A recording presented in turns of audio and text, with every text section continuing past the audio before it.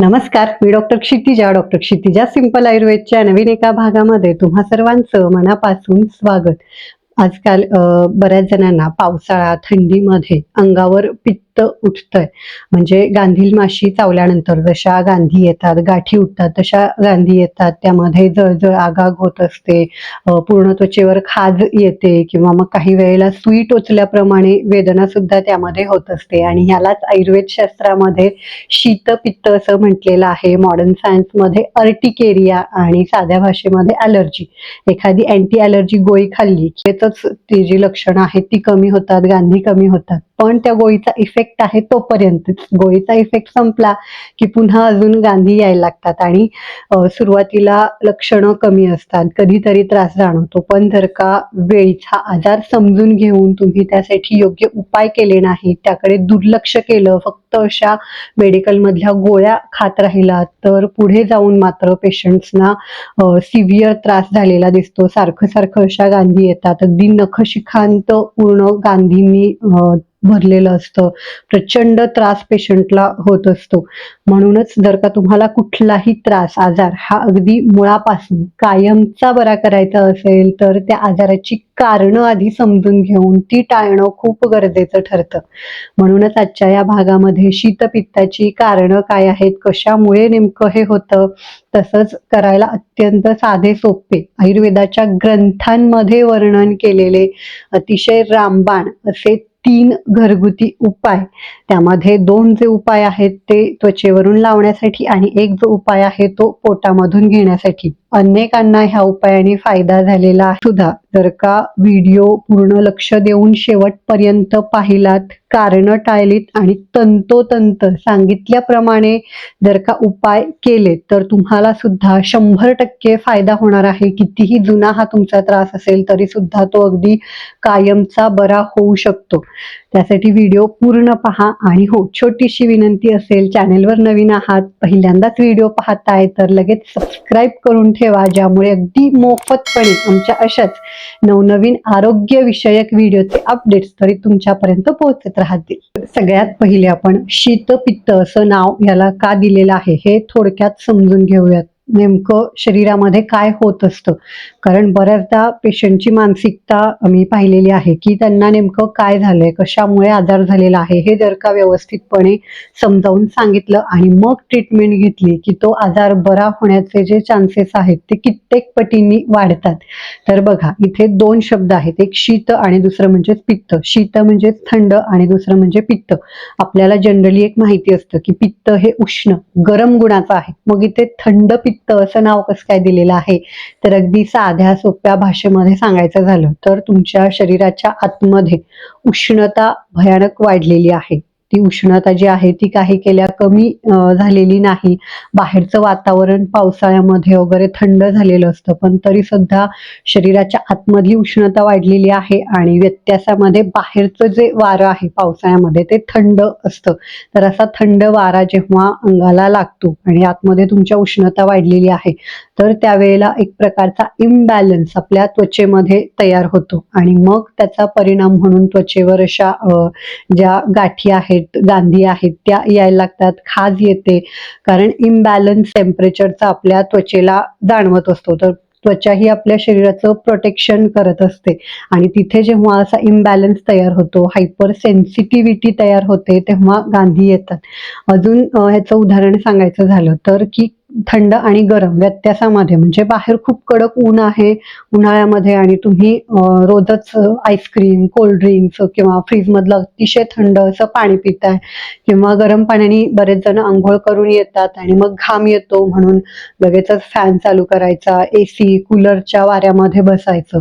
तर हे टाळलं पाहिजे. मॉडर्न सायन्सनुसार जर का पाहायला गेलं तर आपल्या त्वचेमध्ये रक्तवाहिन्या असतात, ब्लड वेसल्स, की ज्या जेव्हा बाहेर थंडी असते तेव्हा त्या व्हॅझो कॉन्स्ट्रिक्शन म्हणजे त्या आकुंचन पावतात, बंद होतात आणि थोडंसं ऊन पडायला लागलं, उष्णता बाहेरची वाढायला लागली की त्या डायलेट होतात, म्हणजे मोकळ्या व्हायला लागतात. आणि जर का सारखंच असं उघडझाप त्याची होत असेल तर एक प्रकारचा इम्बॅलन्स त्वचेमध्ये तयार होतो आणि परिणामतः अशी त्वचेची हायपर सेन्सिटिव्हिटी म्हणजेच अर्टिकेरिया जो आहे तो डेव्हलप होतो.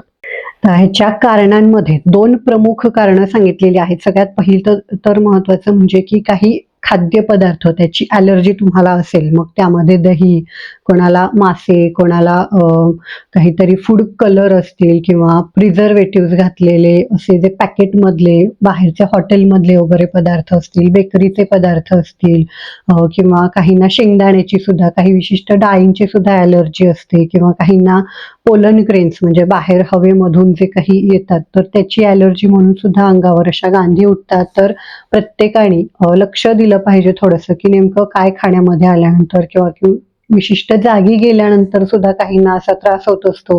तर हे सर्व जे पदार्थ आहेत ज्याची तुम्हाला ॲलर्जी आहे तर ते टाळणं गरजेचं ठरतं. आणि दुसरं महत्त्वाचं कारण म्हणजेच वेग विधारण. लघवीचा, शौचाचा वेग बऱ्याचदा अडवला जातो किंवा मग जर का तुमचं पोट नीट साफ होत नाहीये, लघवी नीट साफ होत नाहीये किंवा काहींना उलटीचा वेग अडवण्याची सुद्धा सवय असते. म्हणजे उलटी, मळमळचा त्रास होतोय आणि सारखंच त्यासाठी ते पित्त जे आहे ते बाहेरच पडू द्यायचं नाही. पित्ताची गोळी खायची आणि ते पित्त जे आहे तसंच आतमध्ये दाबून टाकायचं. खरं तर हे जे मल आहेत, खराब झालेले घाण पदार्थ आहेत, त्यामध्ये टॉक्झिन्स असतात. ते शरीर बाहेर काढून टाकण्यासाठी तुम्हाला असे सर्व जे काही वेग आहेत ते आणत असतं आणि अशा गोळ्या खाऊन किंवा ते जे नैसर्गिक वेग आहेत ते अडवून तुम्ही काय करता की हे जे सर्व टॉक्झिन्स आहेत ते तसे शरीरामध्ये साठवू देता आणि मग ते कुठून ना कुठून तरी शरीर बाहेर काढण्याचा प्रयत्न करत असतं आणि ते जेव्हा त्वचेमार्फत बाहेर पडायला लागतात तेव्हा असा शीतपित्ताचा जो त्रास आहे तो तुम्हाला होतो. तर ह्यासाठी उपाय करण्याआधी 2 खूप महत्त्वाच्या गोष्टी आपल्याला माहीत असल्याच पाहिजेत. सगळ्यात पहिलं तर महत्त्वाचं म्हणजे की बऱ्याचदा पित्त उठलंय म्हटल्यानंतर थंड औषधी, थंड उपाय केले जातात. पण बघा इथे थंड गुणानेच वाढलेलं पित्त आहे. तर त्याला कंट्रोलमध्ये ठेवण्यासाठी उष्ण, गरम उपचार करणं गरजेचं ठरतं आणि त्यासाठी तुम्ही काय करायचं आहे की पिण्याचं जे पाणी आहे ते कोमट पाणी वापरायचं आहे. अंघोळीसाठी असेल किंवा इतर हातपाय धुण्यासाठी वगैरे सुद्धा कोमट पाण्याचाच वापर करायचा आहे. थंड पाणी अजिबात वापरायचं नाही.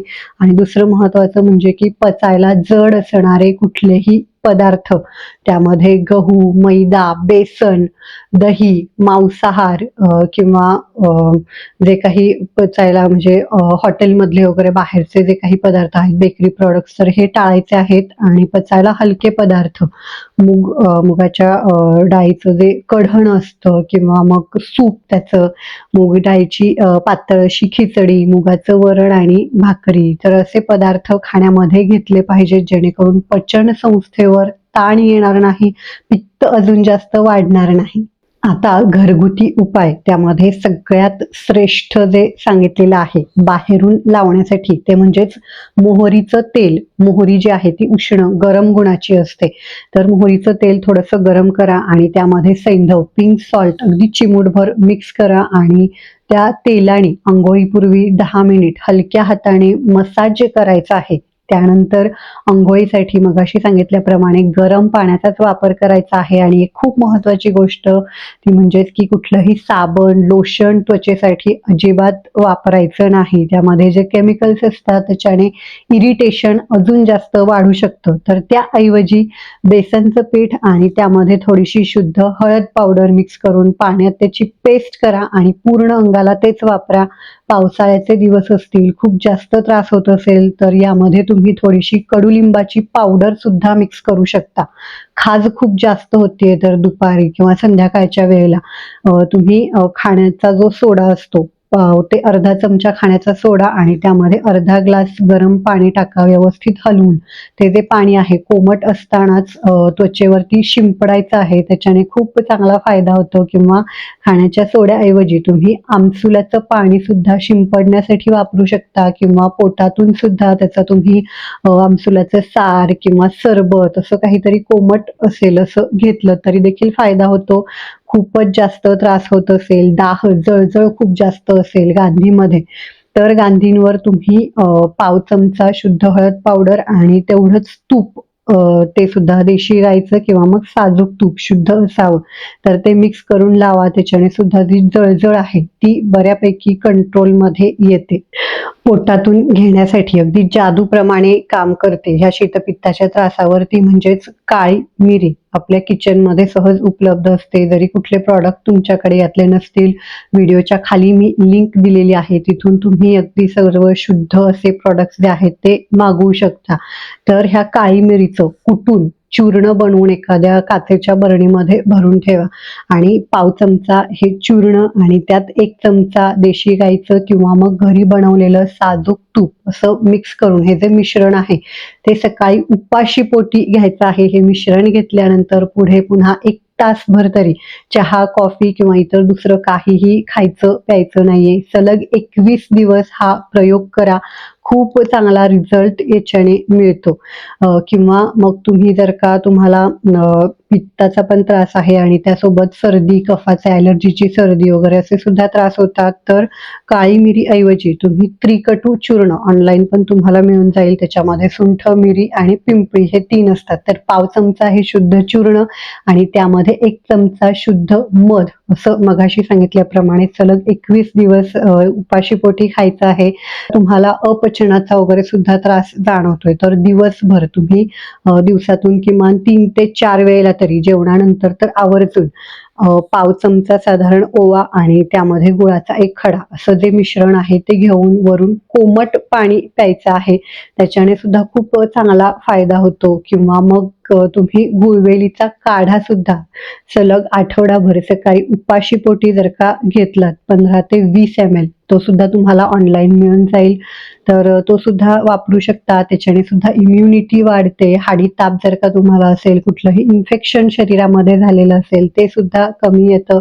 किंवा हे सर्व उपाय करून सुद्धा खरं तर ह्याच्याने खूप सुंदर रिझल्ट मिळतो. जर का तुम्ही थोडीशी मेहनत घेऊन सातत्याने पूर्ण विश्वास ठेवून हे उपाय केले तर खूप चांगला फायदा होतो. तरीही जर का दोष खूपच जास्त वाढलेले असतील, खूपच जुना आजार असेल, तर तुम्ही जवळच्या वैद्यांच्या सल्ल्याने, मार्गदर्शनाने वमन, विरेचन, रक्तमोक्षण असे जे पंचकर्म आहेत ते देखील करू शकता. त्याच्याने सुद्धा कितीही जुना जो तुमचा त्रास आहे तो कुठलीही ॲलर्जीची गोळी न घेता सुद्धा अगदी कायमचा बरा होतो.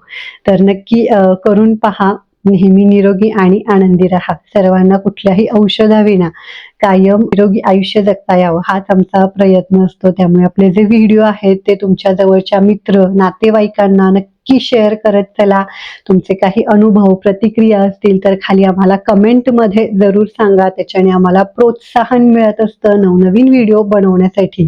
तर आजची माहिती आवडली असेल तर नक्कीच व्हिडिओला लाईक करा आणि अजून असेच व्हिडिओ जर का पाहायला आवडत असतील तर खाली एक सबस्क्राईबचं बटन दिलेलं आहे, ते प्रेस करून शेजारील घंटीचं बटन देखील दाबा, जेणेकरून चॅनलवर नवीन व्हिडिओ आला की नोटिफिकेशन लगेचच तुमच्यापर्यंत पोहोचेल.